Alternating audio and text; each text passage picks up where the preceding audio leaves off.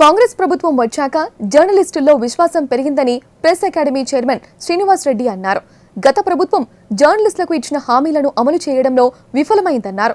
కొత్త ప్రభుత్వం తమ సమస్యలను పరిష్కరిస్తుందని జర్నలిస్టులు ఆశతో ఉన్నారని, వారి ఆశలు నెరవేరుస్తామన్నారు.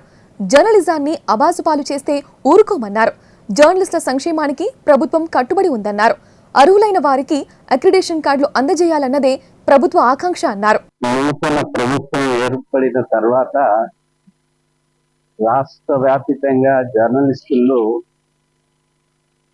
ఒక విశ్వాసమా, గత ప్రభుత్వము అమలు చేయలేకపోయిన అంశాల మీద ఈ ప్రభుత్వము అమలు చేస్తుందన్న భావన, వారు చేసిన ప్రకటనల మీద విశ్వాసంతో రాష్ట్ర వ్యాప్తంగా జర్నలిస్టులు ఉన్నారు.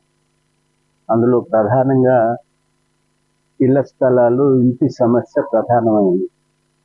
రెండవది హెల్త్కు సంబంధించి, ఆరోగ్యానికి సంబంధించిన గత ప్రభుత్వం ఇచ్చినటువంటి కార్డులు అమలులోకి సక్రమంగా రావటం లేదు.